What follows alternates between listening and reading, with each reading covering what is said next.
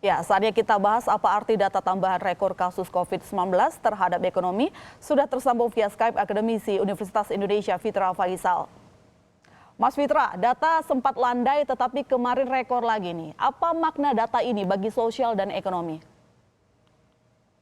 Ya, data ini jelas menjadi panduan bagi market ya. Jadi kalau kita melihat sebagai point of reference, bulan Maret di kuartal pertama tahun 2020 ini, IHSG dan juga rupiah cukup tertekan gitu ya. Nah ini kalau kita lihat dari sisi fundamentalnya sebenarnya fair value dari rupiah di bulan Maret itu adalah 13.000 atau 14.000. Tetapi kita melihat justru di bulan Maret rupiah masuk ke level 16 ribuan, bahkan sempat masuk ke level 17.000. Nah melalui serangkaian diagnosa yang kami lakukan ya, ada satu istilah teknisnya, ada impulse response function yang artinya kita mengukur gejolak rupiah itu terjadi karena apa. Ternyata memang lebih dikarenakan faktor-faktor yang sifatnya non fundamental. Nah salah satu yang paling dominan adalah market fear yang di-create atau yang dihasilkan oleh data-data terkait dengan COVID-19, baik itu angka infeksi maupun angka kematian. Nah kita bisa melihat juga kemarin ketika adanya spiking, ada peningkatan secara cukup signifikan di angka infeksi, itu justru juga mempengaruhi rupiah dan juga mendepresi IHSG. Nah ini yang juga kita harus perhatikan bahwa data-data ini akan menekan pasar ya, pasar akan menjadi lebih takut dan ada kecenderungan capital outflow.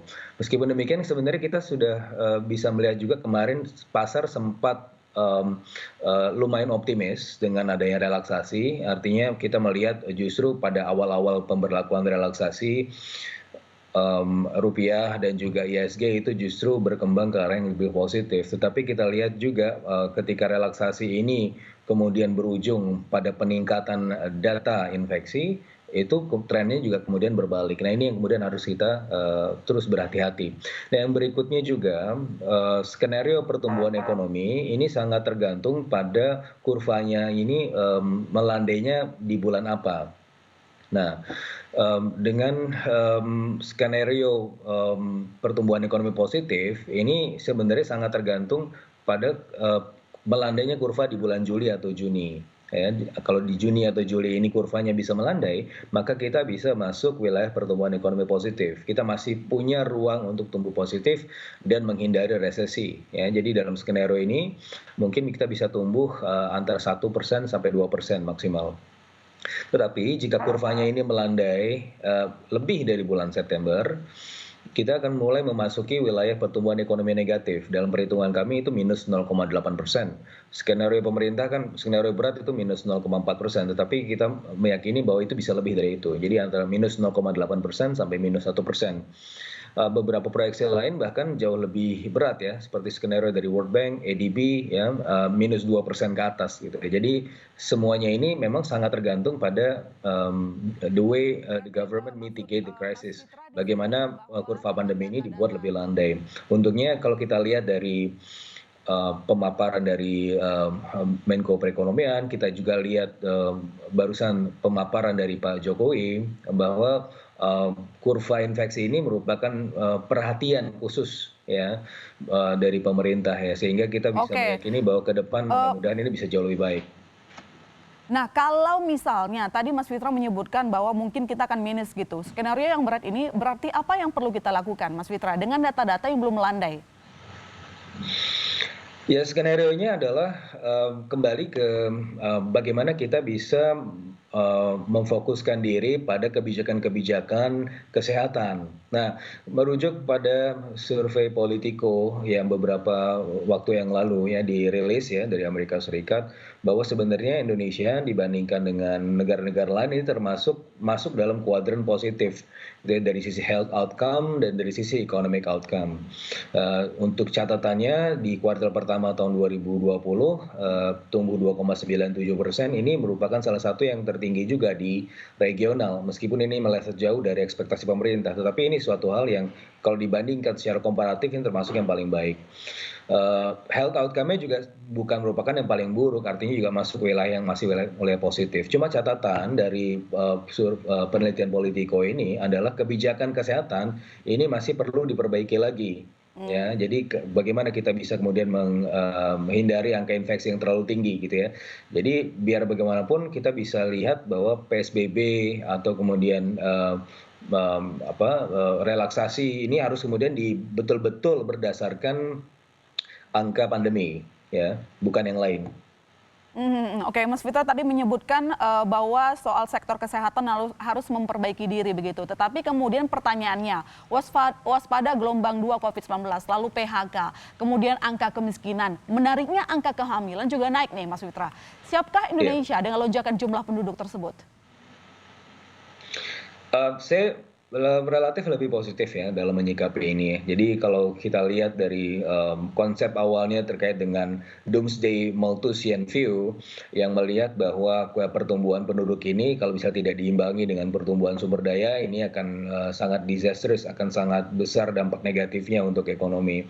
Tetapi kita lihat juga beberapa negara-negara yang survive itu berawal dari sumber daya penduduknya yang melimpah. Kita lihat China, kita lihat Jepang dulu, dan bahkan mereka mengalami tren penurunan ekonomi karena ada kendala demografis tersebut, karena ada aging society. Nah, kita kan sudah memasuki periode bonus demografi ya, dan saya rasa ini merupakan salah satu tambahan yang baik untuk kita. Tapi memang ada catatannya.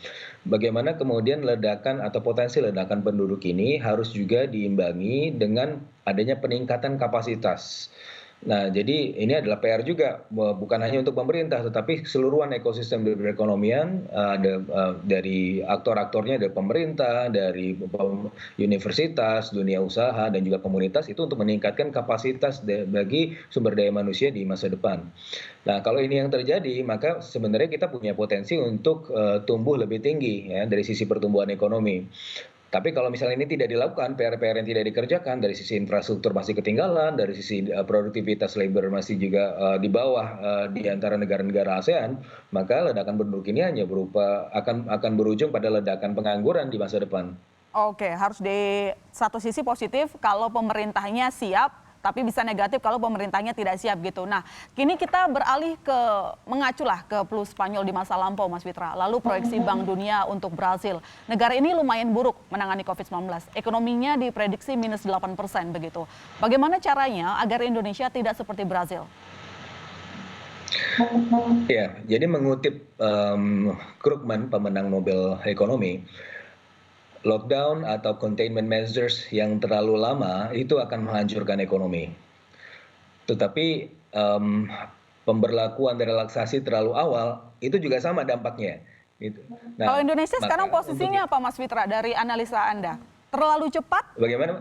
Kalau Indonesia posisinya gimana menurut Anda? Dengan kita kan sudah memberlakukan masa transisi, PSBB dilonggarkan seperti itu. Kita terlalu cepat atau gimana? Saya tidak dalam kapasitas untuk menilai ini suatu terlalu cepat atau tidak, karena kalau untuk ini kita harus melihat juga ahli kesehatan atau ahli epidemiologi gitu ya. Tapi semuanya tentunya cepat atau terlalu lambat ini kita harus melihatnya dari data pandemi. Nah, tentunya pemerintah punya datanya dan punya juga proyeksinya.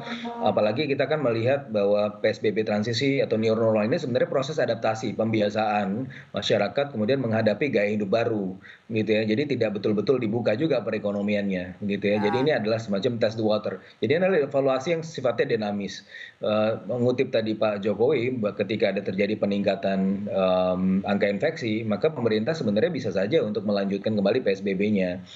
Nah, ini suatu hal yang memang perlu menjadi perhatian kita. Nah, kalau kita belajar dari sejarah misalnya dari Spanish flu, ada di tahun 1918, 1920 ya di Amerika Serikat itu kemudian ada penelitian counterfactual, yaitu daerah-daerah yang memiliki containment measures yang cukup strict dibandingkan dengan daerah-daerah yang tidak. Gitu ya. Ternyata performance ekonomi di jangka menengah panjang untuk daerah-daerah yang melakukan containment measures itu jauh lebih unggul gitu ya. Employment rate-nya meningkat, mortality rate-nya turun dibandingkan negara-negara yang tidak.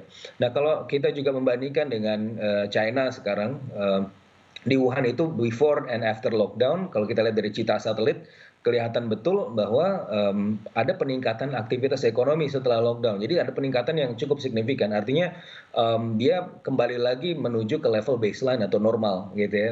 Aktivitas ekonomi kembali normal dan bahkan melampaui yang sebelumnya. Jadi kalau misalnya kita bisa lebih sabar, bisa lebih berhati-hati, maka performance ekonomi di jangka menengah dan panjang saya rasa akan punya peluang untuk tumbuh lebih tinggi. Oke, baik Mas Fitra, semoga Indonesia tidak seperti Brazil ya proyeksinya. Terima kasih atas waktunya dengan Kompas TV.